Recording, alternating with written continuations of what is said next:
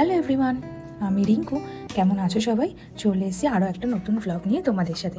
এখন ওই প্রায় সকাল 10টা মতো বাজে। তো আজকে ওই গ্রিন টি খাবার পালা। সপ্তাহের ওই 2 দিন তো গ্রিন টি খেয়ে থাকি, তো এই কদিন তো মিল্ক টি খেয়েছি। তো আজকে ওই একটু গরম জল করে নিয়েছিলাম, আর তার মধ্যে ওই একটা গ্রিন টির ব্যাগ দিয়ে নিলাম। আর এইটা খেতে খেতেই সকালের ব্রেকফাস্টটাও বানিয়ে নেব।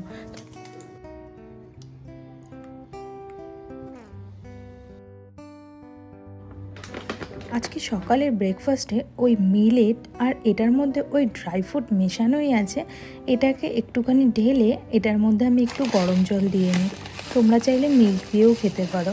আর এটা যেটা সুবিধা হয়, এটা তো ড্রাই ফ্রুট মেশানোই থাকে আগে থেকে, তো সুতরাং আলাদা করে সব রকম ড্রাই ফ্রুট কিনে সেটা মেশানোরও ঝামেলা থাকে না, আর খুব ঝটপট রেডিও হয়ে যায়।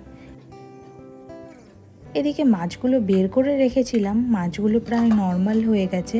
ওই একটা মাথা মতো আছে কাতলা মাছের, আর 2 পিস মাছ আছে। তো মাথাটাকে একটুখানি ডাল দিয়ে করে নেব, আর যে 2 পিস মাছ আছে ওটাকে একটু আলু দিয়ে পাতলা ঝোল করে নেব। এখানে না ওই মাছ কিনতে গেলে মাছ কিন্তু কাটা অবস্থায় পাওয়া যায় না। তুমি যে মাছটাই নাও না কেন, তোমাকে গোটা নিতে হবে। সেটার যেমনই ওজন হোক, তোমাকে সেই অনুযায়ী পছন্দ করে নিতে হবে। তো প্রায় সময় না আমরা ওই রুই মাছটাই আনি, যেহেতু কাতলা মাছের ওজনগুলো একটু বেশিই হয়। 2.5 কেজির নিচে কাতলা মাছ তো কখনোই পাই না। ওই মোটামুটি 2 কেজির মধ্যে থাকলে তখন নিয়ে আসি। আর এই দুটো মানুষ এতটা ওজনের মাছ নিয়ে কী করব? তাই 2 কেজির মধ্যে মাছ আনলেও আমাদের প্রায় ওই 2 সপ্তাহ মতো চলে যায়। তো বাসি মাছ বেশি দিন খেতেও ভালো লাগে না, যতটা পারি রান্না করে ফেলি। ওই জন্যে আমার ক্ষেত্রে ওই ছোটো মাছ আনলেই খুব সুবিধা হয়।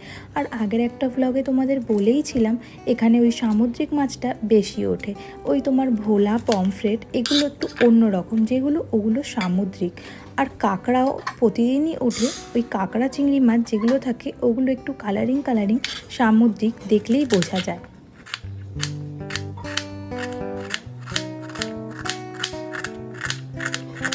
এই সকালে উঠে একটুখানি ওই এবিপি নিউজের আপডেট দেখছিলাম।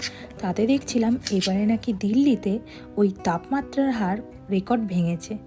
তাতেই ভাবছিলাম যে এই যে এখানে এত রান্না করি, তাতে কিন্তু এমন কিছু বেশি পরিশ্রম হয়েছে এরকম মনে হয় না। কিন্তু যখন দিল্লিতে ছিলাম না, এই একটুখানি রান্না করতে গেলেই এত তরতর করে ঘেমে যেতাম, আর মনে হতো শরীরে প্রচণ্ড যেন ক্লান্তি হয়েছে। সেখানে ব্যাঙ্গালোরের ওয়েদারটা সত্যি খুব ভালো, যে এখানে যে কোনো কাজ করো কিন্তু সেরকম না কষ্ট ফিল হয় না।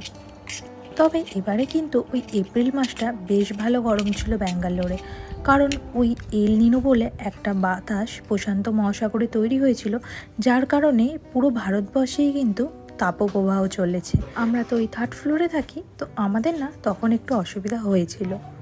মোটামুটি ওই রান্নার যা যা সরঞ্জাম সমস্ত কিছু কাটা হয়ে গেছে। ওই শুধু ঝোলের মধ্যে যে আলুটা দেবো ওটা একটু কেটে নিতে হবে। যারাই আমার ভ্লগটা দেখছো, কে কোথা থেকে দেখছো অবশ্যই কিন্তু কমেন্টে জানিও। আমি যেহেতু ওই সরষের তেলেই রান্না করি, তাই কড়াইয়ের মধ্যে একটু তেল দিয়ে 1 চিলতে নুন দিয়ে নিয়েছি। এতে করে কি হয়, ফ্রিজের মধ্যে থেকে যে মাছটা বের করেছিলাম এর মধ্যে যদি এক্সেস কোনো ওয়াটার থেকে থাকে, সেটা আর তেলে দিলে চটবে না। চলো এই রান্না করতে করতে আবারও এক অভিজ্ঞতার কথা শেয়ার করি তোমাদেরকে। সেদিন দেখছিলাম ফেসবুকের এক পরিচিত গ্রুপে একজন আস্ক করেছে যে সে এখানে একটা হসপিটালে তার ভাইয়ের নিউরো ট্রিটমেন্ট করতে আসতে চায়। এখন সে যে গ্রুপটাতে জিজ্ঞেস করছিল, সেটা কিন্তু যারা রয়েছে সবাই এই ব্যাঙ্গালোরের প্রবাসী। তো তখন সবাই বলছিল যে বেস্ট নিউরো হসপিটাল কোনটা হবে। তো তার লোকেশন বলতে গিয়ে দেখলাম অনেকেই বলতে ভুলে যাচ্ছিল যে ব্যাঙ্গালোরের ট্রান্সপোর্টেশন কস্টটা। সত্যি ব্যাঙ্গালোরের ট্রান্সপোর্টেশন কস্টটা অনেকটা বেশি অন্য জায়গার থেকে। সুতরাং অনেকেই বলছিল ওনাকে মেট্রো করে যাতায়াত করার কথা, কিন্তু মেট্রো করে যাতায়াত করতে গেলেও ওই অনেকটাই কস্ট পড়ে যাবে। কেন, মেট্রো এখানে সব জায়গায় কিন্তু রুট কাছাকাছি পাবে না। যেখানে মেট্রো রুট আছে সেখান থেকে তো ধরতে পারবে, কিন্তু এখানে কিন্তু অটোর ভাড়াটাও যথেষ্ট বেশি। হাজব্যান্ড আর আমরা যখন দিল্লি থেকে শিফট করি, ওর ওই বাইকটা আসতে লেগে গেছিলো 2 সপ্তাহেরও বেশি। তখন আমরা তো ইন্দ্রনগরের দিকটা ছিলাম, ওখান থেকে ওই 15 কিমি দূরে ছিল ওর অফিস। তো ওই 15 কিলোমিটার ও অটোয় করে যাতায়াত করতো, ওর ওই অটো ভাড়া 300 টাকার কাছাকাছি পড়ে যেত। আর এখানে কিন্তু ওই ওলা বাইক বলো, র্যাপিডো বাইক বলো, ওইগুলোর অ্যাভেলেবিলিটিটা একটু কমই বলা চলে। সব সময় তো পেতোই না। আমার তো মনে হয় ওই 2 সপ্তাহে হয়তো গুনে গুনে ওই 2 দিনই পেয়েছিল। আর আমরা যে সময়টা ব্যাঙ্গালোরে এসেছিলাম, ওই সময়টা তো ব্যাঙ্গালোরের বর্ষাকাল, তো প্রচণ্ড বৃষ্টিও হচ্ছিল। আর এখানে না ওই টাইম ধরে ঠিক বিকেল 5টা থেকেই ঘন মেঘটা করে এসে বৃষ্টি শুরু হয়ে যায়। তার জন্যে ওকে ওই অটো করেই যাতায়াত করতে হতো। ডাল করার জন্য ওই প্রেশার কুকারের মধ্যে একেবারেই করে নেব। একটু সর্ষের তেল দিয়ে, একটা শুকনো লঙ্কা, একটা তেজপাতা আর একটু গোটা গরম মশলা ওই পিষে দিয়ে দিয়েছি।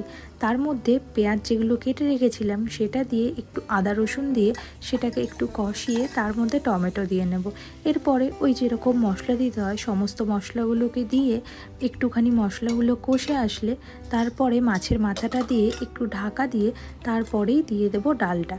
দিয়ে একটু জল দিয়ে প্রেশার কুকারে সিটি দিয়ে নিলেই ডালটা রেডি হয়ে যাবে। আমি ওই ডাল সেদ্ধ করে তারপরে কড়াইয়ে কষিয়ে ওভাবে আর করি না, কারণ ওটা একটু টাইম সাধ্য ব্যাপার, তাই আমি একেবারে এভাবে করে নিই। খেতে খুব খারাপ হয় না। প্রেশার কুকারে যেহেতু অনেকটা প্রেশারেই রান্না হয়, সেক্ষেত্রে কিন্তু বেশ সুন্দর খেতে হয়। আজ মেসেঞ্জারে এক পরিচিত ভাই জিজ্ঞেস করছিল আমি রান্নাঘরের এত কাজ শিখলাম কী করে। এখনও তো সেভাবে সব কাজ গুছিয়ে করতে পারি না, ওই টুকটাক করতে শিখেছি। আর এই সমস্তটাই ওই সংসারের হাল ধরতে ধরতে শিখে গেছি প্রায়।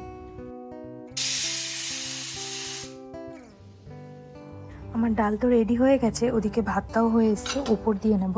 চলো আজকের ব্লগটা এখানেই শেষ করলাম। ভালো থেকো, সুস্থ থেকো সবাই। দেখা হবে পরের একটা নতুন ব্লগে। ব্লগটা ভালো লেগে থাকলে একটা লাইক করো, কমেন্ট করো আর শেয়ার করে দিও।